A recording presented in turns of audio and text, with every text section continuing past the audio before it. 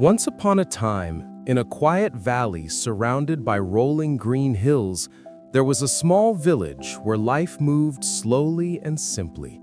The people of the village were farmers, carpenters, and shepherds. They lived close to nature, rising with the sun and resting when the stars lit the night sky. It was not a place of riches or luxury, but a place where people knew one another's names and shared what little they had. In this village lived an old farmer and his only son. The farmer's hands were rough from years of hard work, and his face carried the lines of a man who had spent a lifetime beneath the sun. Yet there was kindness in his eyes and a quiet strength in his heart. He was not rich, nor did he have many possessions, but he had his son, his small home made of wood and clay, and a single strong horse that helped them plow the fields. The son, a young man full of energy, worked alongside his father every day. Together, they planted seeds in the spring, tended to the crops in the summer, and harvested in the fall. Their life was simple, but it was steady. When the day's work was done, father and son would sit outside their home, watching the sky turn red and gold as the sun disappeared behind the hills. The villagers often spoke about the farmer. Some admired his quiet strength, others pitied him because he owned so little. They said things like, "He is unlucky, he has only one son, only one horse, only a small field. Life has not been kind to him."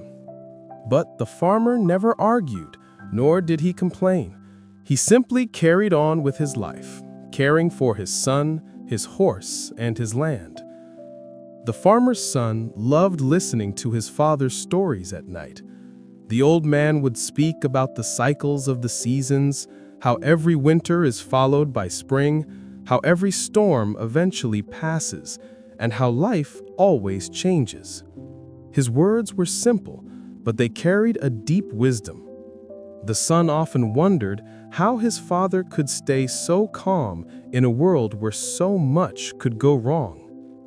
One evening, as they sat outside under a sky full of stars, the boy asked, "Father, do you ever wish we had more? More land, more animals, more money?" The farmer smiled gently and shook his head. "My son, life is not about what we own. Sometimes what seems like a blessing may turn into misfortune, and sometimes what feels like misfortune may in time reveal itself as a blessing. We never truly know, so it is best not to call things good or bad. They are just part of the journey." The son listened quietly, not fully understanding, but sensing that there was truth in his father's words. It was a lesson that would stay with him, though he did not yet realize how soon life would test them both. And so, in this quiet village, with their small home and their single horse, the story of the farmer and his son truly begins. The farmer's horse was more than just an animal. To him and his son, it was their most valuable helper. With its strong back and steady steps, the horse pulled the plow across their small field, carried heavy bundles of firewood, and made life in the village a little easier. The farmer often stroked the horse's mane and whispered to it as if speaking to an old friend. For in truth, the horse was not just their livelihood, it was part of their family. But one morning, as the sun rose over the hills, the son rushed into the house with worry in his voice. "Father, the horse is gone." They searched the stable, the fields, and the paths leading out of the village, but the animal was nowhere to be found. The old rope that had tied the horse lay broken on the ground. The horse had run away. Word spread quickly through the village.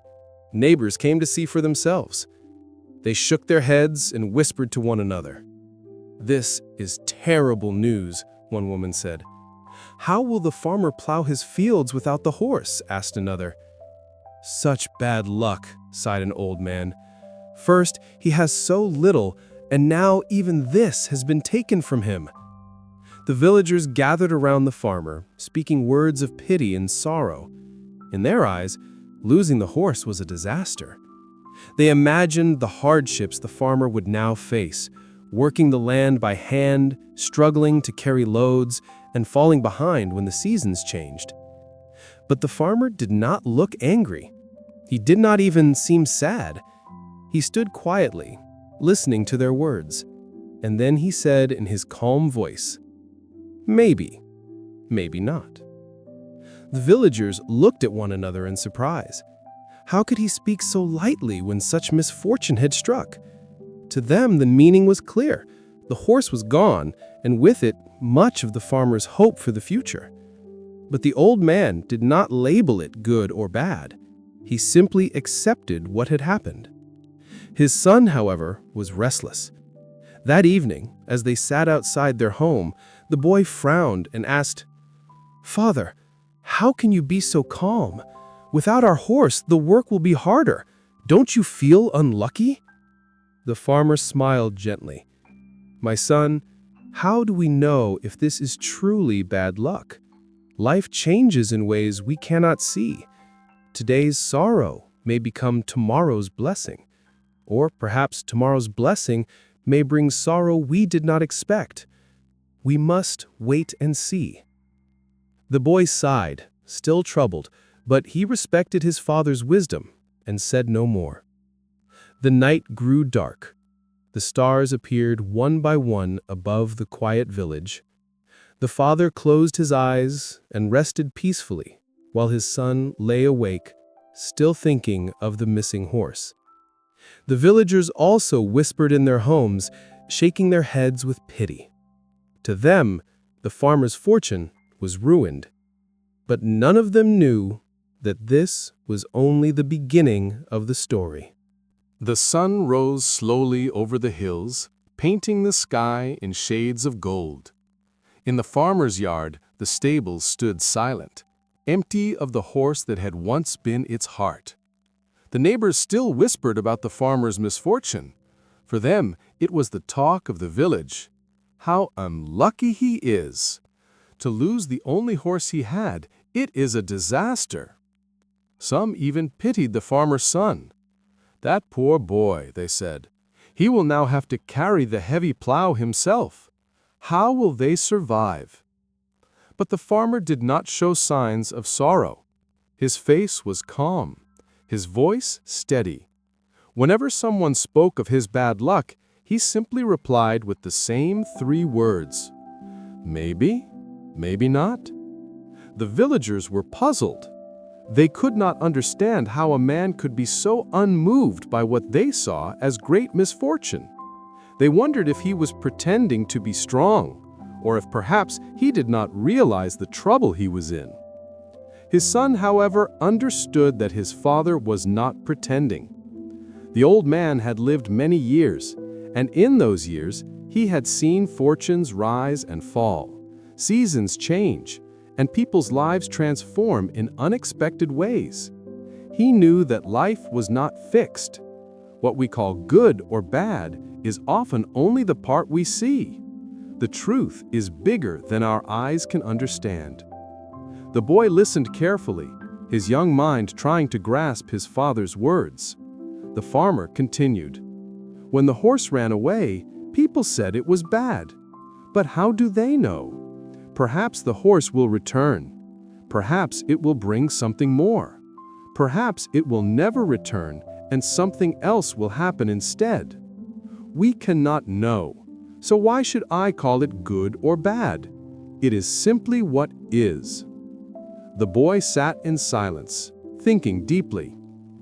He could not yet see how losing the horse might turn into a blessing, but his father's words carried a strange peace, like the stillness of the night after a storm. The old man placed his hand on his son's shoulder. "Remember this, my child. Do not be quick to judge the moments of your life. Let them unfold. Time will reveal their true meaning." And with that, the farmer arose, walked into his small home, and closed the door behind him. His son remained outside, staring at the mountains, wondering if his father's calm words could truly be right. The night grew deeper, and the boy still could not sleep. But in his heart, a seed of understanding had been planted, a seed that would soon grow when fate revealed the next turn of their story. Several days passed. The farmer and his son rose with the sun each morning, as they always did, tending to their field and doing what work they could without the horse. Though the tasks were harder and slower, the farmer never complained. He moved steadily, calmly, as though nothing had changed. But one crisp morning, while the sun was gathering firewood near the edge of the hills, he suddenly froze. His eyes widened.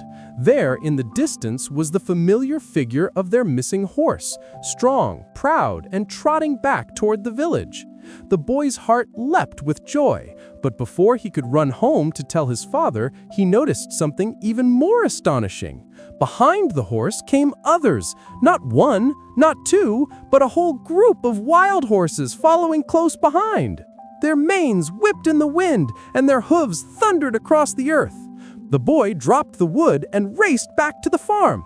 "Father, father," he shouted, "the horse has returned, and it has brought many more."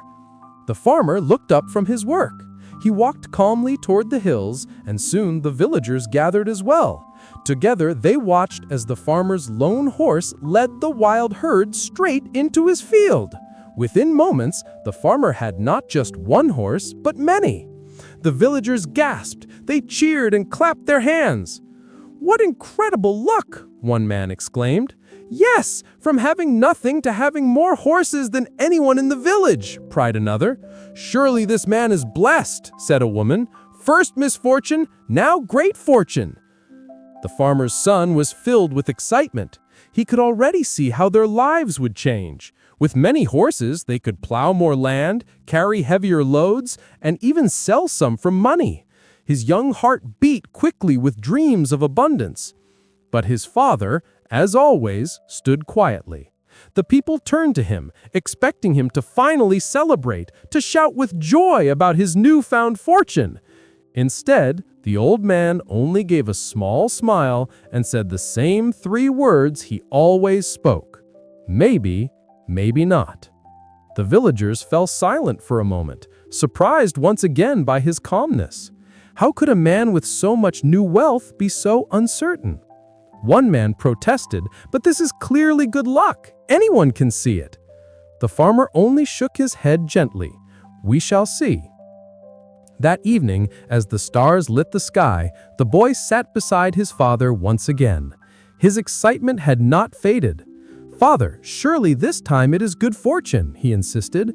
"We now have so many horses. How can this not be a blessing?" The farmer looked at his son kindly.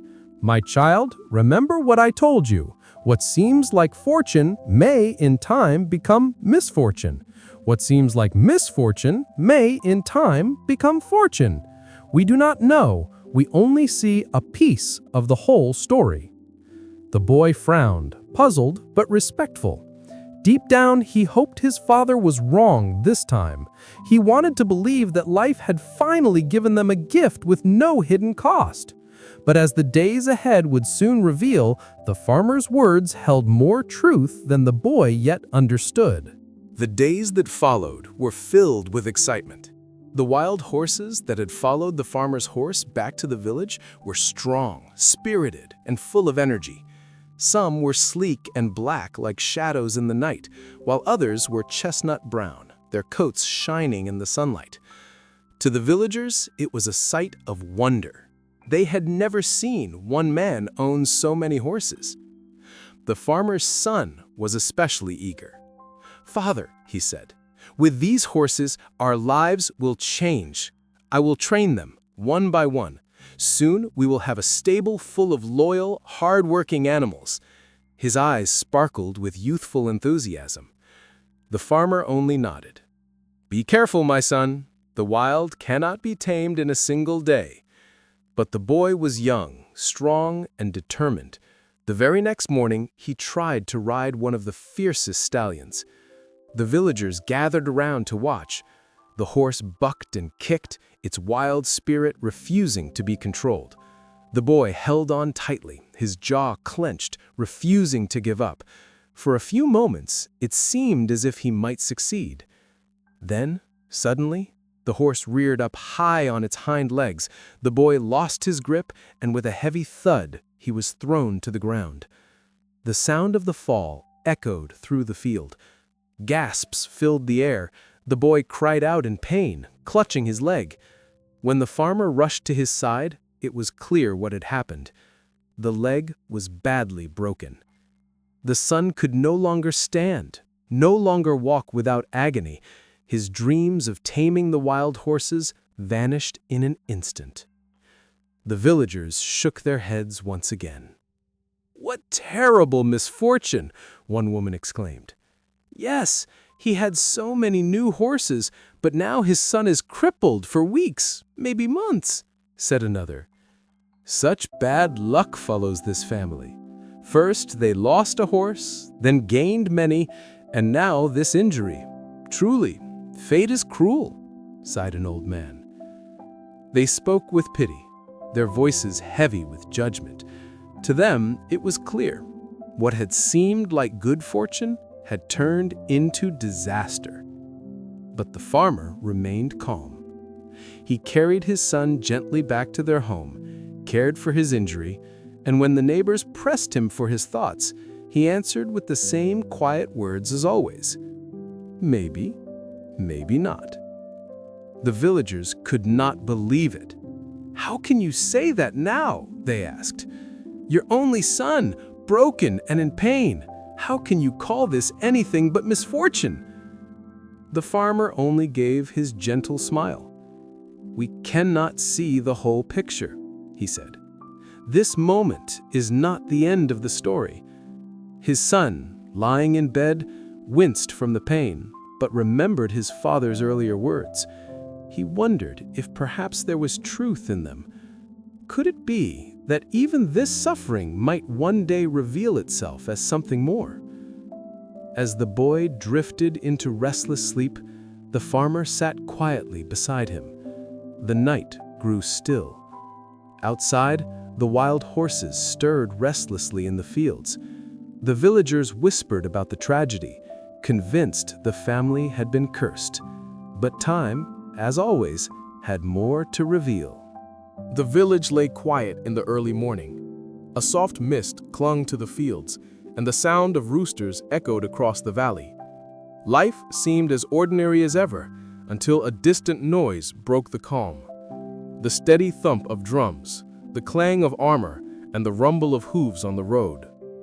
The people rushed out of their homes, their faces pale with worry. From beyond the hills came a troop of soldiers, banners flying high in the cold morning air. The king's army had arrived. The soldiers marched into the village square. Their captain, tall and stern, called out with a voice that silenced the crowd. "By the order of the king, every strong young man is to join the army at once. Our land is at war. You must fight for your country." Mothers wept. Fathers lowered their heads. Young men, some barely more than boys, were pulled from their families. Their names were shouted, their arms seized, their tears ignored.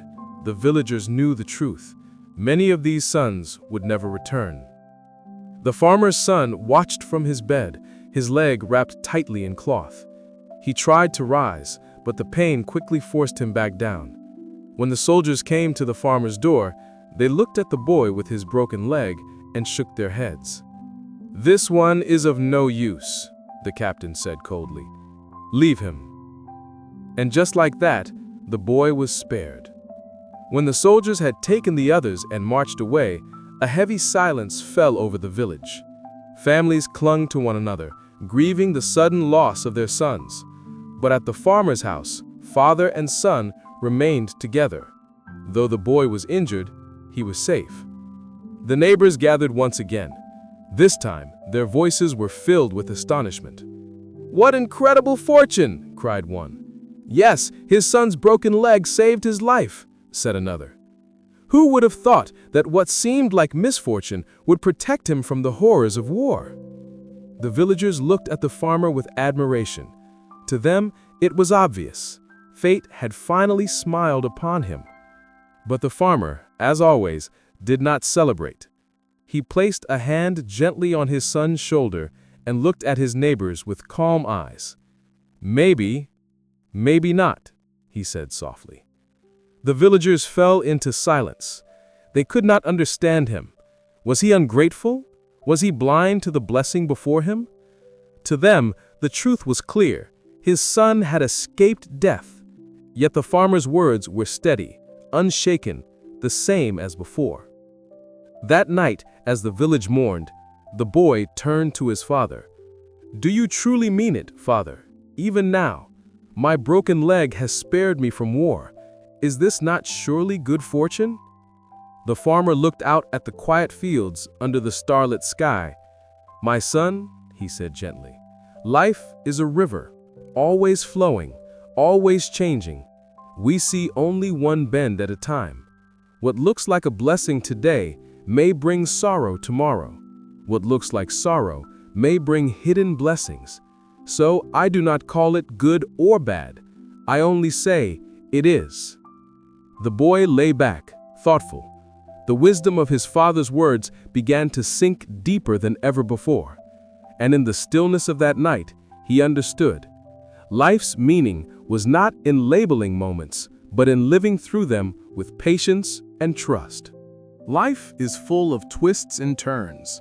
Sometimes we call them good, sometimes bad. But what if there's another way to look at events? Today we reach the final chapter of our story, the lesson of perspective.